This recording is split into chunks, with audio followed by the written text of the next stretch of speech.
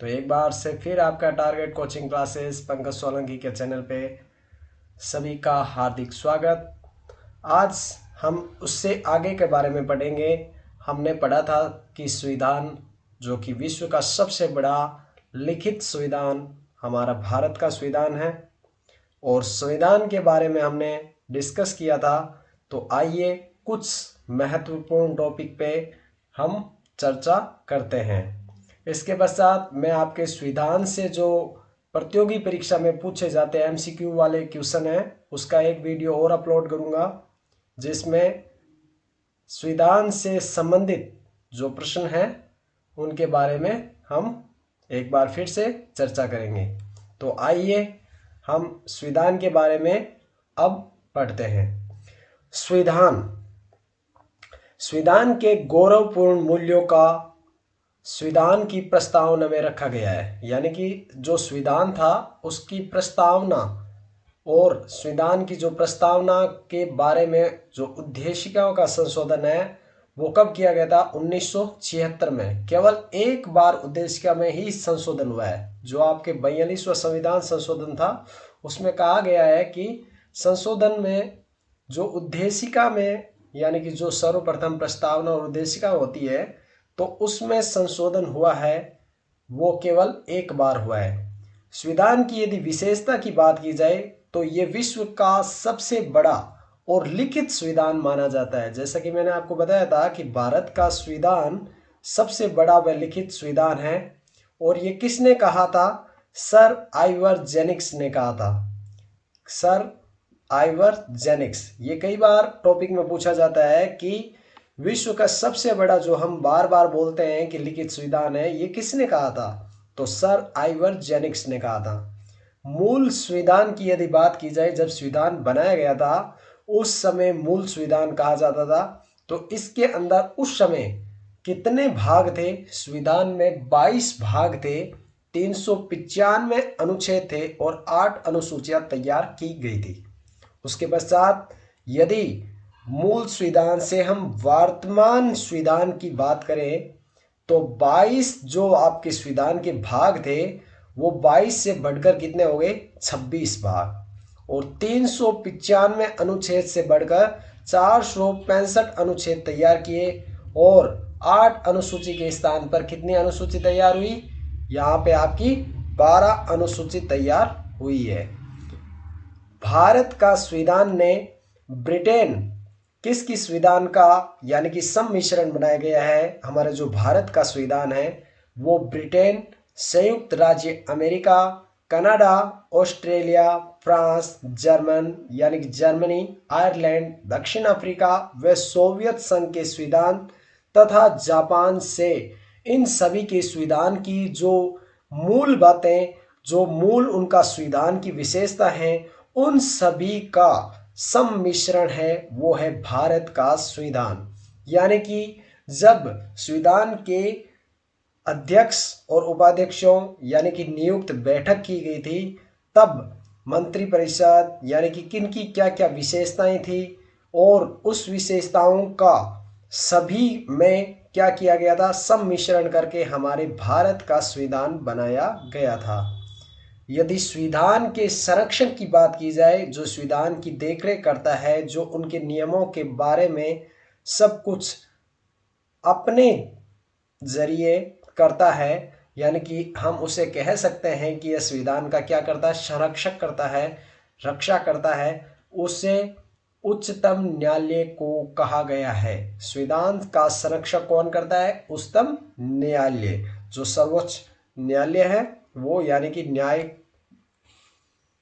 आगे यदि बात करें संविधान के अनुच्छेद 370 जो धारा हटाई गई थी, कौन सी? जम्मू कश्मीर राज्य को विशेष दर्जा दिया था संविधान के अनुच्छेद 370 में।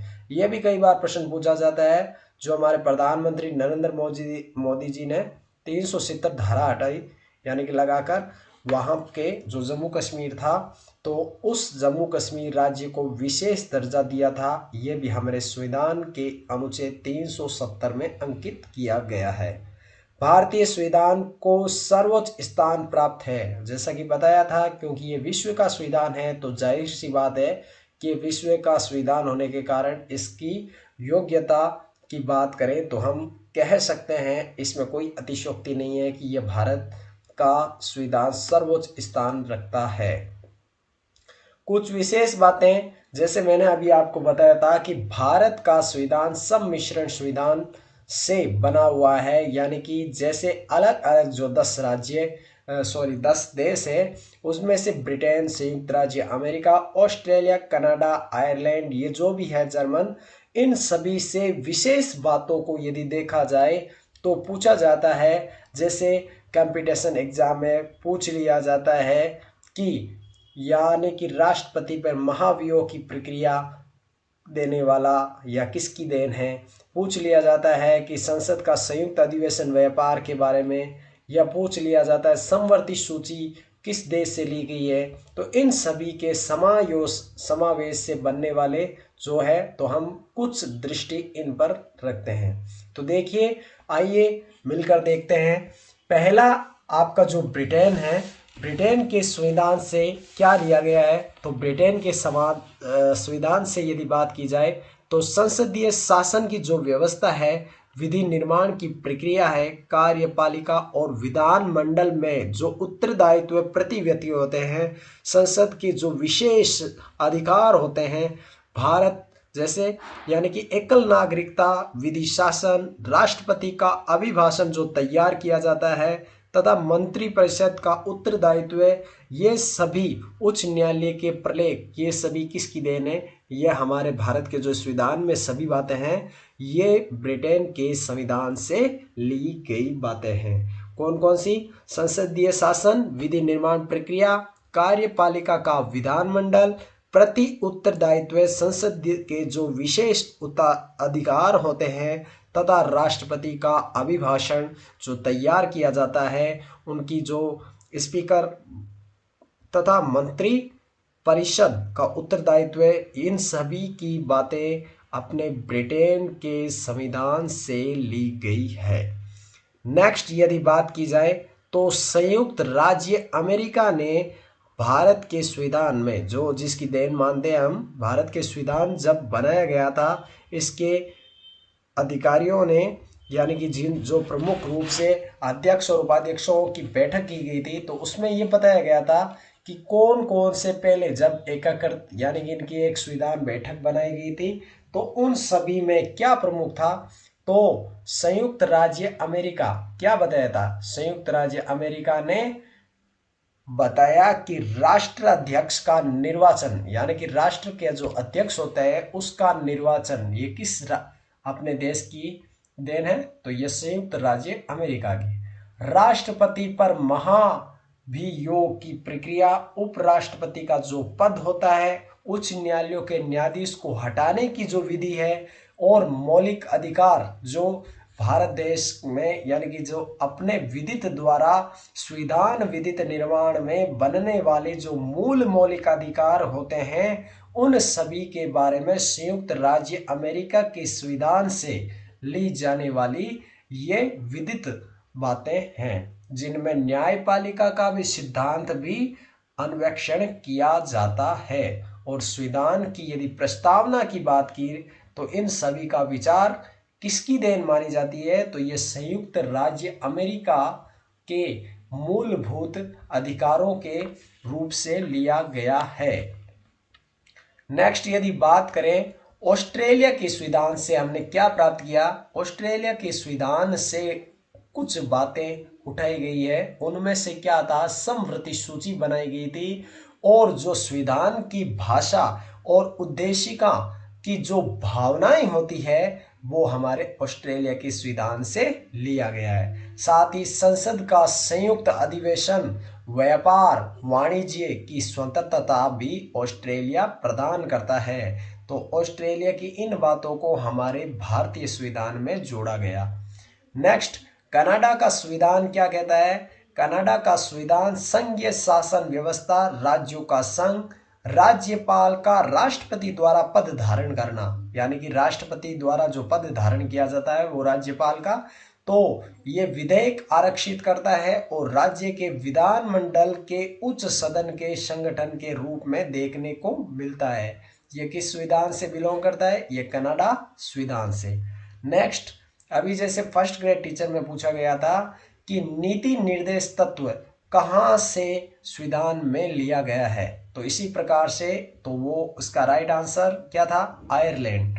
आयरलैंड के संविधान से क्या लिया गया है? देश के जो संविधान में नीति निर्देशक की बात यदि की जाए तो वो किस देश की देन मानी जाती है? आयरलैंड से लिया गया। आयरलैंड का जो संविधान बना है उसमें से लिया गया है। तो और नीति निर्देशक तत्व से बात की जाए, राष्ट्रपति का जो निर्वाचन प्रणाली बनाई गई है वो भी आयरलैंड के संविधान से ली गई है।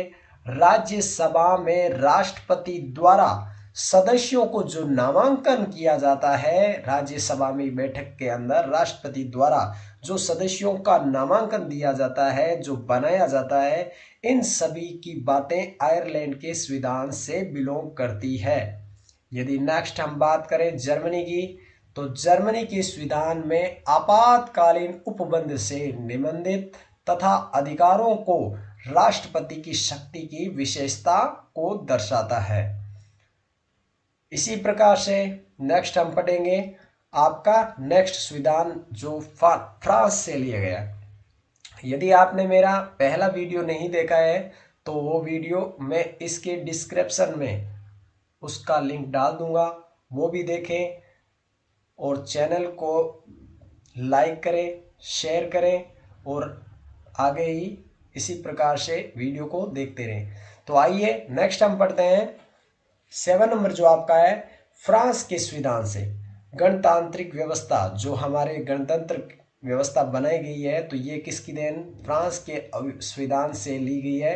तथा साथ में जब लोकसभा की जो प्रोटेम स्पीकर होती है उसकी नियुक्ति की प्रावधान भी यही करता है। तथा प्रस्तावना में स्वतंत्र, समानता व बंधुता का विचार, ये जो शब्द लिए गए हैं ये अलग अलग देशों से, जो फ्रांस, जर्मन, आयरलैंड, कनाडा, दक्षिण अफ्रीका, सोवियत संघ, इन सभी के संविधान में से उठाकर लिया गया है। जैसे इन सभी देशों के संविधान का सम्मिश्रण माना जाता है।